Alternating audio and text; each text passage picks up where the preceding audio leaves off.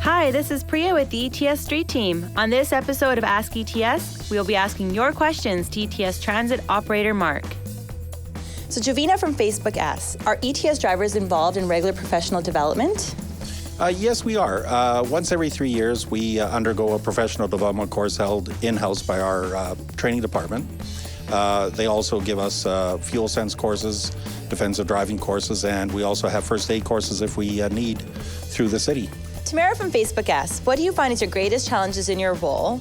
Well, the greatest challenges in driving a bus obviously are in maintaining your schedule and dealing with the traffic.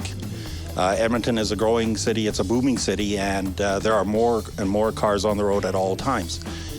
Likewise, there are more riders getting on the buses at all times, and we are trying to add buses and increase our routes as much as possible. And that is what we all deal with every day.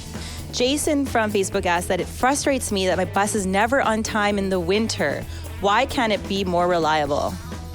Well, we strive to be as reliable as possible, but it really comes down to the winter road conditions and the traffic. When there's an accident someplace, we will inform control. Control will reroute us around it as quickly as possible. It's always a concern, and it's something that everyone at Transit tries their utmost to minimize. So I got a funny question here from Lori from Facebook. What happens if you need to use the restroom? How does a bus operator take a break? Well, that is a challenge, of course, because our schedules are very tight nowadays. But we have restroom facilities for the transit operators, both male and female, at all of our transit centers. And as schedule allows, you make use of it. Dale from Facebook asks, is there a rule against talking to a bus operator while the bus is in motion? Not per se. However, distracted driving is always a concern.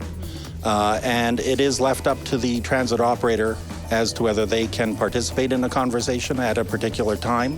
Road needs may dictate that they can't talk to you right now. So don't take it kind of as a negative thing if the bus operator isn't engaging in that conversation. That's correct.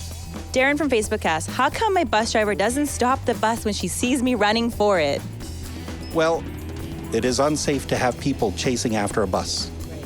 And we ask all passengers that they board and depart the bus at the bus stop at a transit center.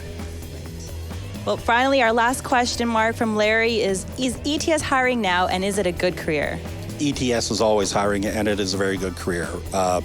You have a lot of freedom in this job. You have benefits, you have pension, you have medical, you have a very good work environment. And in fact, we have many transit operators who are retiring because they've been in the job for a long time, and the city needs more transit operators. And I'd also like to say that it's an excellent career because you get to serve the public. Thank you, Mark, for joining us on this episode of Ask ETS. And thank you to our amazing riders for all your questions. Join us on our next episode of Ask ETS, where we're focusing on a transit peace officer.